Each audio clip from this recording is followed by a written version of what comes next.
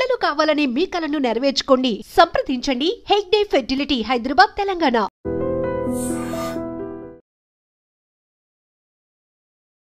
నమస్తే, welcome back to IT media. నేను మీ Jhansi. Weight loss అవ్వాలనే క్రమంలో మీరు చేస్తున్న ప్రయత్నాలు సరైనవేనా? ఈరోజు ఒక కళ్ళు తెరిపించే వీడియో అయితే చేయబోతున్నాము. మోంజారో ఈ డ్రగ్ పేరు విరివిగా కనిపిస్తోంది. గూగుల్లో సెర్చ్ చేస్తున్నారు, యూట్యూబ్లో బోలెడ్ వీడియోస్ వస్తున్నాయి. మరి నిజంగా దీనివల్ల వెయిట్ లాస్ అవుతుందా? ఎలాంటి ఎఫెక్టివ్ మెడిసిన్ ఇది? ఎవరు తీసుకోవచ్చు, ఎవరు తీసుకోకూడదు? ఈ విషయాలు తెలుసుకుందాం. ప్రస్తుతం అంతా ఉన్నారు జనరల్ ఫిజిషియన్ డాక్టర్ రామకృష్ణ గారు ఫ్రమ్ అమృత హాస్పిటల్స్ నుంచి. నమస్తే సార్. సార్, వెయిట్ లాస్ అనేది 100 మెంబర్స్ని తీసుకుంటే 98 మెంబర్స్ ఫాలో అవుతున్న ఒక పెద్ద ఇష్యూ అని చెప్పచ్చు. అందరికీ వెయిట్ లాస్ అవ్వాలి అని చెప్పి బోలెడ్ ప్రయత్నాలు చేస్తూ ఉంటారు. అందులో చాలా రకరకాల డ్రగ్స్ మీన్స్ మెడిసిన్ ట్రై చేస్తూ ఉంటారు. మరి వాట్ ఈస్ దిస్ మోంజారో? ఇంత క్రేజ్ ఎందుకు వచ్చింది? అసలు దానివల్ల ఉపయోగాలు ఏంటి? ఫస్ట్ థింగ్ ఏంటంటే అండి, వెయిట్ లాస్ అనేది ఒక భ్రమ. అంటే మనిషి బరువు ఎంత ఉండాలి అనేది ఒక డెఫినేషను. అంటే ఇంత హైట్కి ఇంత బరువు ఉండాలనేది ఏదైతే ఒక స్కేలింగ్ ఉందో, నన్ను అడిగితే నా అభిప్రాయంలో అదంతా తప్పండి. అదేంటి సార్, అందరూ చెప్పేది వెయిట్ అండ్ హైట్కి వెయిట్, ఇంత హైట్కి ఇంత వెయిట్ ఉండాలనే కాన్సెప్టే తప్పు. ఓకే. సో ఒబేసిటీ అంటే అర్థం ఏంటంటే కొవ్వు ఎంత శాతం అధిక మోతాదులో ఉంది. ఓకే. సో ఒబేసిటీ అంటే percentage of excess body fat, excess body weight కాదండి. ఫర్ ఎగ్జాంపుల్ మనం రగ్బీ ప్లేయర్ని తీసుకున్నాం. రగ్బీ ప్లేయర్ 130-140 కిలోస్ బరువు ఉంటాడు. ఒంటిలో అసలు ఫ్యాట్ పర్సంటేజ్ లెస్ దెన్ 20 ఉంటుంది. సో వాళ్ళ బిఎంఐ ఆ రకంగా చూస్తే 20 లెస్ దెన్ 20 ఉంటుంది. బిఎంఐ అంటే ఒక రకంగా చెప్పాలంటే percentage body fat. Okay. So ఈ పర్సంటేజ్ బాడీ ఫ్యాట్ని క్యాలిక్యులేట్ చేసే విధానం వేరండి. ఇన్ బాడీ స్కోర్ అని ఒకటి ఉంటుంది, దాన్ని బట్టి చూడాలి. సో నేను ఇంత బరువు ఉన్నాను, ఎక్సెస్ వెయిట్ ఉన్నాను, తగ్గాలి అనే కాన్సెప్ట్ తప్పు ఫస్ట్. ఓకే. సెకండ్ థింగ్ ఏంటంటే నా బాడీలో కొవ్వు ఎంత శాతం ఉంది, నా బాడీలో కొవ్వు ఉండాల్సిన దానికంటే ఎంత ఎక్కువ ఉంది, నేను కొవ్వుని ఎట్లా తగ్గించుకోవాలి. సో ఒక రకంగా చెప్పాలంటే వెయిట్ లాస్ అనే కాన్సెప్ట్ తీసేసి ఫ్యాట్ లాస్ అనే కాన్సెప్ట్ లో ఉండాలి అందరూ. ఓకే. మీరు ఎంత బరువు అని ఉండండి, ఒంట్లో కొవ్వు చాలా తక్కువ ఉండాలి, ఒంటి మీద మడత ఉండకూడదు, నడుము దగ్గర మడత ఉండకూడదు. అది 200 కిలోలు ఉన్నా నడుము దగ్గర మడత లేకపోతే అతను చాలా అలా అని చెప్పి ఆ గ్రోత్ అబ్నార్మల్ గా హార్మోన్స్ తీసుకుని మజిల్ బిల్డ్ చేసి అలా ఉండకూడదు. ఓకే. సో ఈ వెయిట్ లాస్ అనే ఒక భ్రమని పుట్టించి దానికి ఈ రకరకాల మందులతో, అంటే అది అల్లోపతి కావచ్చు, లేదా ఇతర వైద్యాలు కావచ్చు, అసలు మందులతో బరువు తగ్గించుకోవడం అనేదే పెద్ద తప్పు నన్ను అడిగితే. ఓకే. ఎందుకు అంటే అసలు బరువు అనేది 100% మనం తినే తిండి ఎక్కువైతేనే వస్తుంది. ఫర్ ఎగ్జాంపుల్ ఒక అద్భుతమైన మందు తీసుకున్నాం, చాలా బ్రహ్మాండంగా బరువును తగ్గిస్తుందని ఒక మందు. ఆ మందు ఒక వ్యక్తికి ఇచ్చాం, రెండో వ్యక్తికి మనం ఏమి ఇవ్వాల, ఒళ్ళి నీళ్ళే ఇచ్చాం, మందు అని చెప్పి నీళ్ళు ఇచ్చాం. ఇద్దరికి సమానమైన ఆహారం పెడితే ఇద్దరు సమానంగానే బరువు తగ్గుతారు కదా, కొంచెం పర్సంటేజ్ తేడా ఉండొచ్చు. అందులో మందు గొప్పతనం ఏమి ఉండదండి. కానీ ఏమవుతుందంటే ఈ మందు తీసుకోవడం వల్ల బరువు తగ్గాడు అంటారు. ఎందుకంటే ఫర్ ఎగ్జాంపుల్ హెర్బల్ లైఫ్ తీసుకోండి, దానికి రకరకాల సైడ్ ఎఫెక్ట్స్ ఉంటాయని అంటారు. కానీ నేను సైడ్ ఎఫెక్ట్స్ అనేవి నేను దాని గురించి మాట్లాడదలుచుకోలేదు, నాకు తెలిసి పెద్దగా రావు కూడా సైడ్ ఎఫెక్ట్స్. కానీ ఇదేమవుతుందంటే ఈ హెర్బల్ లైఫ్ పౌడర్లు అమ్ముతారు, అమ్మి దాంతోపాటు ఏం చేస్తారు, మీరు ఇది తినకూడదు ఇది తినకూడదు అని చెప్పి డైట్ ని రెస్ట్రిక్ట్ చేస్తారు. సో డైట్ ని రెస్ట్రిక్ట్ చేస్తే అది ఏమవుతుందంటే మనం 10,000 రూపాయలు వాళ్ళకి కట్టి మనం పస్తుంటున్నాం. సో 10,000 రూపాయలు కట్టాం కదా, మందు వేసుకుంటున్నాం కదా, ఈ మందు సరిగ్గా పనిచేయాలంటే ఇవన్నీ తినకూడదు అనే భయంతో తినట్లేదు. 10,000 రూపాయలు ఎక్కడ వేస్ట్ అయిపోతాయని తినట్లా, దాని వలన బరువు తగ్గిపోతున్నారు. వాళ్ళు చెప్పినట్టు తింటున్నారు. అదే ఈ డబ్బులు కట్టకుండా అసలు ఎటువంటి ఇది తీసుకోకుండా మనకు మనమే ఒక డైట్ ప్లాన్ చేసుకుని తినమంటే అలా ఆగలేరు, తినకుండా కదా తాగేద్దాం, ఒక సమోసాగా తినేద్దాం, ఒక బజ్జీగా తిందాం, ఒక స్వీటే కదా ఎప్పుడో ఒకసారి తినొచ్చులే. సో ప్రపంచంలో తాగుడికి బానిసే ఎంతమంది అయితే చనిపోతున్నారో, అసలు ప్రపంచ యుద్ధంలో ఎంతమంది చనిపోయారో అంతకన్నా ఎక్కువ మంది ఈ షుగర్కి బానిసే చచ్చిపోతున్నారండి. పంచదార వల్ల ఎక్కువ మంది చనిపోయారు. లాస్ట్ 60 సంవత్సరాలు తీసుకుంటే ప్రపంచ యుద్ధంలో చనిపోయిన దానికంటే ఒక పంచదార వల్ల చనిపోయిన వాళ్ళు ఎక్కువ మంది ఉన్నారు. సో ఇది ఏమవుతుందంటే పంచదార కానీ మైదా కానీ ఇవన్నీ మనం తీసుకోగానే ఒక రకమైన సంతృప్తిని కలిగిస్తాయి, డోపమైన్ రిలీజ్ ఉంటుంది, హ్యాపీగా అనిపిస్తుంది, హ్యాపీ హార్మోన్స్ వస్తాయి. సో అది డ్రగ్స్కి వస్తాయి, ఆల్కహాల్కి వస్తాయి, ఇతర ప్లెజరబుల్ కొన్ని యాక్టివిటీస్కి వస్తాయి. కానీ ఆ రిలీజ్ అయ్యే హ్యాపీనెస్ హార్మోన్ మోతాదు దీంట్లో తిండిలో కొంచెం తక్కువ ఉంటుంది, మిగతా వాటిలో ఎక్కువ ఉంటుంది. డ్రగ్ అడిక్షన్ ఎట్లానో తిండి అడిక్షన్ కూడా అట్లానే. షుగర్ అడిక్షన్ నేను కూడా విపరీతమైన ఇది తిండికి బానిసైన వ్యక్తిని. ఓకే. సో దీని నుంచి బయటపడడం చాలా ఇంపార్టెంట్. సో దీన్ని అవకాశంగా తీసుకుని మనకి ఒక పక్కన ఇటువంటి ఫుడ్స్కి ఎన్నింటికి బానిసని చేసిందే ఈ ఆధునిక సైన్స్. అంటే సైన్స్ అనేది దాంట్లో చాలా జెన్యూనిటీ ఉంటుంది కొన్ని విషయాల్లో, కానీ ఈ కమర్షియల్ యాంగిల్ ఎక్కువైపోయి 1975 నుంచి మొత్తం మనం తినే ఆహారం మొత్తం బ్యాలెన్స్ రీప్లేస్ అయిపోయింది, ఊబకాయం పెరిగిపోయింది. ఓకే.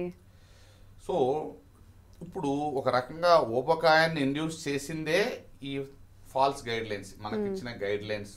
ఊబకాయం ఒకప్పుడు ఏమనేవారు, నెయ్యి తినకూడదు, లేకపోతే ఫ్యాట్ తినకూడదు, పిండి పదార్థాలు ఎక్కువ తిన, దానివల్ల మనిషి ఎక్కువ లావు, నెంబర్ ఆఫ్ డయాబెటీస్ ఇన్సిడెంట్స్ పెరగడానికి కారణం ఈ WHO గైడ్ లైన్స్. ఏదైతే వరల్డ్ హెల్త్ ఆర్గనైజేషన్ గత 20-30 సంవత్సరాలుగా గైడ్ లైన్స్ ఇచ్చిందో అది తప్పు. సో కొన్నిసార్లు సాల్ట్ని బ్లేమ్ చేసేస్తారు. ఫర్ ఎగ్జాంపుల్ బ్లడ్ ప్రెషర్ ఉంటుంది, బ్లడ్ ప్రెషర్ ఉప్పు తింటే పెరిగిపోతుంది అంటారు, అది అన్నిసార్లు నిజం కాదు. అలాగే ఉప్పు మానేస్తే సన్నబడుతూ ఉంటారు, అది కూడా నిజం కాదు.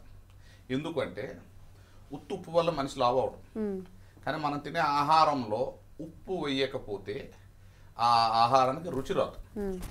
ఎప్పుడైతే రుచి రాదో మనం ఎక్కువ తినమన్నా తినలేము. సో బై ఫోర్స్ మనం తక్కువ తింటాం, దాని మూలాన సన్నబడతాం. ఉప్పు లేకపోవడం వల్ల సన్నబడం, తక్కువ క్వాంటిటీ తినడం వల్ల సన్నబడతాం. సో ఉప్పు ఇస్ నాట్ కల్ప్రిట్, కానీ ఉప్పు వల్ల వచ్చే రుచి ఇస్ ద కల్ప్రిట్. ఆ రుచికి బానిస అవ్వకుండా మనం తినే పోర్షన్ కంట్రోల్ చేసుకోగలిగితే ఉప్పు ప్రమాదకరం కాదు. ఇలా రకరకాల అపోహల్లో మనల్ని నెట్టి తప్పుదోవ పట్టించారు. సో ఈ షుగర్ వ్యాధి, టైప్ 2 డయాబెటీస్ అనేది కూడా నన్ను అడిగితే మనిషి సృష్టి. టైప్ 2 డయాబెటీస్, టైప్ 1 కాదు. పెద్దవాళ్ళకి వచ్చే డయాబెటీస్ అంటే ఇన్సులిన్ రెసిస్టెన్స్ వల్ల వచ్చే డయాబెటీస్ మానవ సృష్టి. మన చెడు అలవాటులతో, ఫుడ్ హ్యాబిట్స్ వల్ల, రాంగ్ గైడ్ లైన్స్ వలన మనం తెచ్చుకున్న చెప్పు. సో ఇవన్నీ ఒక పక్కన ఇండ్యూస్ చేసి, అంటే రావడానికి కారణమైన ఈ గైడ్ లైన్స్ మళ్ళీ ఇప్పుడు కొత్తగా బరువు తగ్గడానికి అని చెప్పి కొన్ని మందులు మళ్ళీ ఇంట్రడ్యూస్ చేయడం. జబ్బు సృష్టించేది వారే, దాన్ని తగ్గించడానికి మందు ఇచ్చేది వారే. నిజంగా ఒక డ్రగ్ తీసుకొని ఒక మనిషి వెయిట్ తగ్గడం అనేది పాసిబుల్ అవుతుందా సార్? డ్రగ్ తీసుకుంటే ఒక మెడిసిన్, ఇప్పుడు మొంజారో అని మనం ఏదైతే మాట్లాడుకుంటున్నామో, ఎదర్ ఇట్ ఈస్ మొంజారో లేకపోతే వేరేది ఏదైనా కానీ, అది తీసుకోవడం వల్ల వెయిట్ లాస్ అనేది అసలు నిజమైన పాసిబుల్ అవుతుందా? సో మొంజారో డ్రగ్ అనేది ఏంటి అంటే అండి, బాడీలో GLP అని ఒకటి ఉంటుందండి, GLP. సో దాన్ని ఇంక్రిటిన్స్ అంటారు. అంటే మనకి ఇన్సులిన్ ఉత్పత్తిని స్టిమ్యులేట్ చేయడం, పేగులు కడుపులో కదలికల్ని ఆపి ఆకలిని తగ్గించడం, ఇలాంటి పనులు చేస్తాం. సో ఊబకాయం ఉన్న వ్యక్తులకి, ఓవర్ వెయిట్ ఉన్న వ్యక్తులకి సైంటిఫిక్గా చూస్తే ఈ లెవెల్స్ తక్కువ ఉంటాయి, GLP-1 అనే లెవెల్స్ తక్కువ ఉంటాయి. సో ఇవి ఆర్టిఫిషియల్గా ఇస్తే ఆకలి తగ్గి మనకి ఇంటేక్ తగ్గి సన్నబడతాం అనేది ఒక భావనతో అది తయారు చేశారు. కానీ ఈ మెడిసిన్ తీసుకున్న తర్వాత ఏంటంటే, ఎప్పుడైతే మన ఆర్టిఫిషియల్గా బయట నుంచి GLP-1 అని స్టిమ్యులేట్ చేస్తున్నామో, మన శరీరంలో ఆల్రెడీ కొంచెమే తయారవుతుంది. ఆ తయారయ్యే కొంచెం కూడా పూర్తిగా తయారవడం మానేస్తుంది. పూర్తిగా ఆర్టిఫిషియల్గా బయట నుంచి వచ్చే దాని మీద ఆధారపడతాం. ఇప్పుడు జిమ్కి వెళ్ళి స్టెరాయిడ్స్ తీసుకోకూడదని చెప్తారు. ఎందుకు తీసుకోకూడదు స్టెరాయిడ్ అంటే, ఆ టెస్టోస్టెరాన్ తీసుకోవడం వల్ల ఆర్టిఫిషియల్గా మన బాడీలో తయారయ్యే నేచురల్ టెస్టోస్టెరాన్ ప్రొడక్షన్ ఆగిపోతుంది. ఎప్పుడైతే బయట నుంచి తీసుకున్న టెస్టోస్టెరాన్ ఆపేస్తామో మనం ఇంపార్టెంట్ అయిపోతాం. అట్లనే ఈ బయట నుంచి తీసుకునే ఈ GLP-1 ఎనలాగ్స్ ఏదైతే తీసుకుంటామో, సప్లిమెంట్స్ అనుకోవచ్చు, కొన్ని ఒక పీరియడ్ ఆఫ్ టైం తీసుకుంటే ఆ GLP-1 రిసెప్టర్స్ ఏదైతే ఉంటాయో అవి మారిపోతాయి. సో కొన్ని రోజులకి ఏమవుతుందంటే బాడీ పూర్తిగా తయారు చేయడం మర్చిపోతుంది.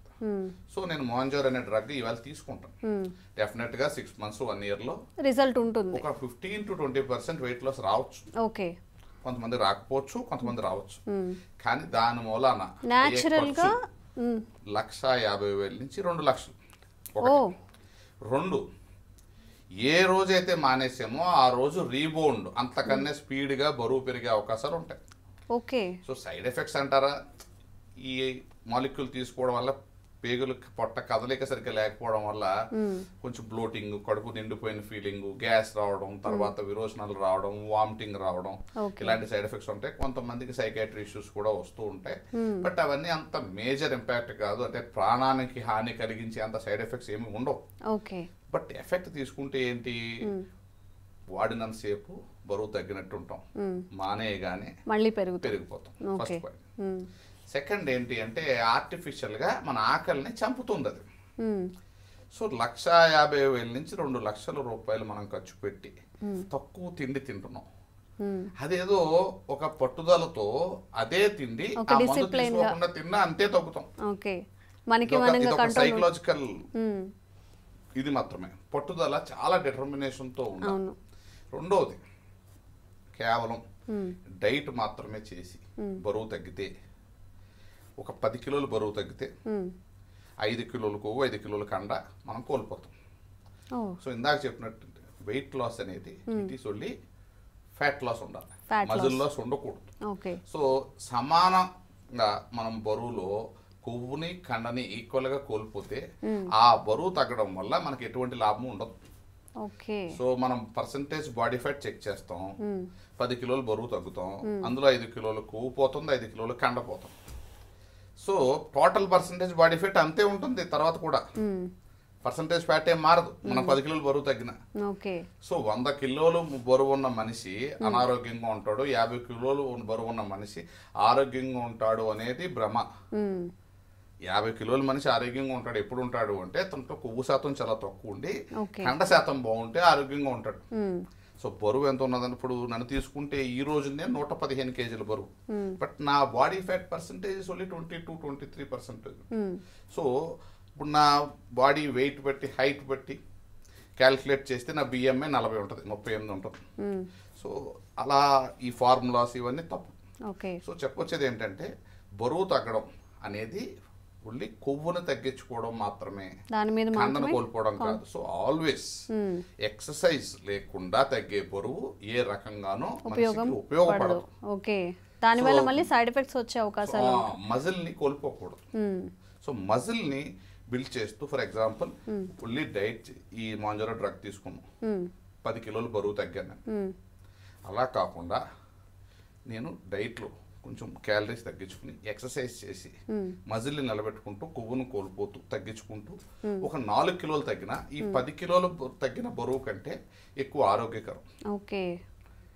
సో 1,50,000 నుంచి 2 లక్షల రూపాయలు ఖర్చు పెట్టి ఒక టెంపరీ థింగ్, అంటే చాలా కొద్ది రోజుల పాటు ఉండే తక్కువ బరువు కోసం అంత డబ్బు ఖర్చు పెట్టడం వేస్ట్ అనేది నా అభిప్రాయం. మనం ఏ రోజైతే లాంగ్ రన్ లో, ఈవెన్ రీసెర్చ్ లో కూడా ప్రూవ్ అయింది ఏంటంటే దీర్ఘకాలికంగా వెయిట్ లాస్ ని ఇది కల్పించదు. టెంపరరీ, ఈవెన్ బేరియాట్రిక్ సర్జరీ వల్ల కూడా పీరియడ్ ఆఫ్ 5-10 ఇయర్స్ తర్వాత బరువు పెరిగిపోతున్నారు. ఓకే సరే, ఈ డ్రగ్ వాడడం స్టార్ట్ చేస్తే మినిమం గా ఎన్ని మంత్స్ ఆర్ ఎన్ని ఇయర్స్ వాడాల్సి ఉంటుంది? అది ఆ డ్రగ్ మార్కెట్ లో చాలా షార్ట్ స్పెన్, టూ ఎర్లీ, కొన్ని సంవత్సరాల పాటు అయితే వాడచ్చు. కానీ ఒక రకంగా ఒక మందుకు బానిసైనట్టే డ్రగ్కి మనం ఎడిక్షన్ అని అనకూడదు, బట్ దాని మీదే ఉండాల్సి వస్తుంది. అది వాడినంత సేపు బాగుంటాం, మానేస్తే వస్తుంది. సో ఇట్ ఈస్ లైక్ వాళ్ళకి చాలా రెవెన్యూ జనరేటింగ్ ఉంటుంది ఫార్మా కంపెనీస్. సో బంగారు బాతులు అంటే. సో కాస్ట్ ఎలా ఉంటుంది సార్? చాలా కాస్ట్లీ డ్రగ్, ఎక్కువ రోజులు వాడాల్సి ఉంటుంది, వాడినంత రోజు సేపే ఉంటుంది. ఏ రోజైతే మానేసేమో ఆ మరణాల నుంచి రీబౌండ్ ఫినామినన్ వచ్చేస్తుంది. ఎందుకంటే మన శరీరంలో మన ఆకలిని తగ్గించే హార్మోన్ ఏదైతే ఉందో ఆ హార్మోన్ మన శరీరంలో తయారు చేసే ప్రక్రియ ఏదైతే ఉందో నార్మల్ గా జరిగేది కోల్పోతుంది. ఎందుకంటే మన ఆర్టిఫిషియల్ గా బయట నుంచి ఇవ్వడం వల్ల ఇది సప్రెస్ అయిపోతుంది, సో తిరిగి తయారవుతుంది. సో ఆ తర్వాత హార్మోన్ ఇంబ్యాలెన్స్ ఇంకా ఎక్కువ ఉంటుంది. దీని గురించి రీసెర్చ్ లో కానీ సైన్స్ లో కానీ ఎక్కువ మాట్లాడలే. ఆ రిసెప్టర్స్ ఎందుకు తగ్గిపోతాయి, GLP-1 తర్వాత పడిపోతాయి అనే దాని గురించి అసలు మాట్లాడలే. ఎందుకు అంటే money and science grow together. So దాన్ని ఎవరో ఏం చేయలేం. ఎక్కడెక్కడో అమెరికాలో రీసెర్చ్ చేశారు, చాలా ఎక్సలెంట్ రిజల్ట్స్ అంటారు.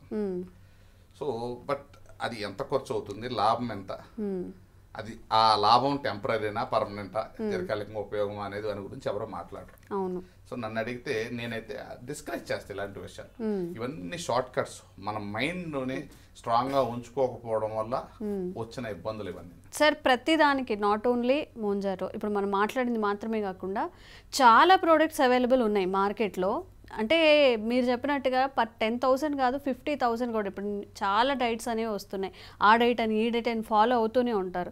నిజంగా ఒక మనిషి వెయిట్ తగ్గాలి అనుకుంటే తనకి ప్రాపర్గా ఒక ప్రాసెస్ అనేది ఎలా ఉంటుంది, ఎలా ఫాలో అవ్వాలి? ఒకటండి, అసలు ఈ డైట్స్ అని చెప్పి ఈ మధ్య నేను చాలా సెలబ్రిటీ డైటీషియన్స్ అన్ని చూస్తూ ఉంటాను. అవన్నీ మోసం అండి, మోసపోవద్దు. ఒక సెలబ్రిటీని అడ్డం పెట్టుకుంటారు, వాళ్ళకి ఫ్రీగా ఇస్తారు, అది పబ్లిసిటీ చేసుకుని మిగతా వాళ్ళకి అంటారు. సో డైట్ తినడం కోసం అన్ని వేలకు వేలు ఎందుకంటే ఖర్చు పెట్టడం. సింపుల్ థింగ్, ఎవరికైనా 4 ముక్కలు మైదా బెల్లం పంచదార పూర్తిగా మానేయాలా. అధిక బరువు ఉన్న వాళ్ళు 2 పూటలే తినాలి. 2 పూటలు అంటే 2 పూటలే. చాలా మంది దృష్టిలో ఏంటంటే టిఫిన్ అంటే భోజనం కాదు, సో టిఫిన్ తినొచ్చు అనుకుంటారు. కాదు, టిఫిన్ అయినా ఏదైనా మన నోరు తెరిచేది 2 పూటలు. అంటే మధ్యాహ్నం 12 నుంచి ఈవినింగ్ 7 మధ్యలో పెట్టుకున్నాం. సో 12 o'clock ఒక ఎగ్తో స్టార్ట్ చేసి 12:30, 1 o'clock ఒక cup rice curry, evening 4 o'clock ఒక 4 డ్రై ఫ్రూట్స్ నానబెట్టినవి తిని 7 o'clock ఒక రోటీ ఒక ఫ్రూట్ తింటే ఎలాంటి వాళ్ళైనా బరువు తగ్గుతారు. ఇది తప్ప ఇంకేం తినకూడదు.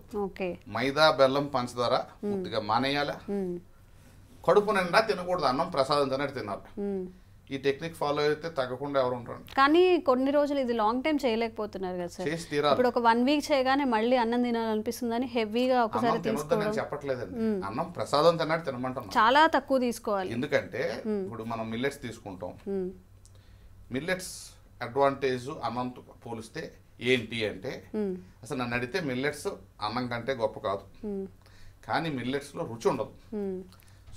కర్రీ, ఒక మంచి కర్రీ వండుకుని అన్నంతో పాటు తింటే ఎక్కువ తినాలనిపిస్తుంది. అదే మిల్లెట్స్ తీసుకుంటే మిల్లెట్స్తో పాటు అదే కర్రీ తింటే తినాలనిపించదు. బ్రౌన్ రైస్కి కానీ మిల్లెట్స్కి కానీ అసలు రుచి ఉండదు. సో బలవంతంగా మనం తక్కువ తింటాం, because it is not tasty. So అదే క్వాంటిటీ మనం అన్నం తిన్నాం అనుకోండి, అంతే మిల్లెట్స్ ఎంత తింటాం అంతే అన్నం తింటే ఎందుకు బరువు తక్కువ. కానీ అన్నంలో డిసడ్వాంటేజ్ ఏంటి అంటే త్వరగా డైజెస్ట్ అయిపోయి మళ్ళీ ఆకలేస్తుంది. సో మనం ఆకలి వేసినప్పుడు మన బ్రెయిన్ మనకు చెప్పిన దాన్ని వినకూడదు. బలవంతంగా మనం ఆకలిని చంపుకునే మార్గాన్ని చూస్తే గ్యారంటీగా తగ్గుతాం. అట్లనే మనం నెలకు ఒకసారైనా 36 hours అలా ఫాస్టింగ్ అంటే ఏమి తినకుండా ఉండే అలవాటు చేసుకోవాలి. మనం ఆకలిని ఎంజాయ్ చేయడం నేర్చుకోవాలి. అది నా వల్ల కూడా కాలే మొన్నటి వరకు, ఇప్పుడే ప్రయత్నం చేస్తున్నాను. సో ఆకలిని ఎంజాయ్ చేసే ప్రక్రియ ఏదైతే ఉందో అది నేర్చుకుంటూ ఉంటే మెల్లగా వీటి నుంచి రావచ్చు. సో మనం ఒక బానిసత్వానికి లోనైపోతాం. తిండి అనే బానిసత్వానికి లోనైపోతాం. ఏదో ఒకటి తింటూ తాగుబోతుని మనం తప్పుగా చూస్తున్నాడు, తాగుబోతుని చెప్తున్నాం. ఆడి తిండిపోతుని ఎవరో చెప్పట్లా, తిండిపోతు కూడా తాగుబోతుతో సమానమే. It is also addiction. So అది పాయింట్ అవుట్ చేయాలి సొసైటీ. పాయింట్ అవుట్ చేసినప్పుడు ఆటోమేటిక్గా ఇప్పుడు ఏదైనా ఫంక్షన్కి వెళ్తారు, ఒక ఎన్ని ఎక్కువ వెరైటీలు పెడితే అంత గొప్ప అనుకుంటున్నారు. చాలా తప్పు. అంటే మనం ఒక పూజ కార్యక్రమంలో మందు సర్వ్ చేస్తే పాపం కింద చూస్తాం. సో పిలిచి మీరు అన్ని వెరైటీలు ఫుడ్ పెడుతున్నారంటే వాళ్ళు చంపేయడానికి ట్రై చేస్తున్నారని అర్థం. సో ఫుడ్ని రెస్ట్రిక్ట్ చేయాలి, తినడాన్ని రెస్ట్రిక్ట్ చేయాలి. ఎక్కువ తినే వాళ్ళని హీరోలో చూడొద్దు, తాగుబోతుల్లో చూడండి. చూస్తే సొసైటీ ఆటోమేటిక్గా అవుట్లుక్ మారిపోతుంది. అప్పుడు ఈ కలర్స్ అవ్వచ్చు, ఇంకోటి అవ్వచ్చు, ఈ సెలబ్రిటీ డైటీషియన్స్ ఇలాంటివన్నీ ప్రజల దగ్గర నుంచి దోపిడీ ఏదైతే ఉందో అది ఆగుతుంది. సో వాళ్ళకి ఏదైతే జరుగుతుందో వ్యాపారం, నన్ను అడిగితే వ్యాపారం అంటాను. నేను కూడా షుగర్ పేషెంట్ ట్రీట్ చేస్తా, but I feel majority of the times it's a business. ఎందుకంటే ఇప్పుడు ఫర్ ఎగ్జాంపుల్ లావుగా ఉన్న వ్యక్తికి ఇన్సులిన్ ఇస్తూ ఉంటారు. నా దృష్టిలో ఇవన్నీ తప్పు. సో ఇవన్నీ డ్రాస్టిక్గా తగ్గిపోతాయి.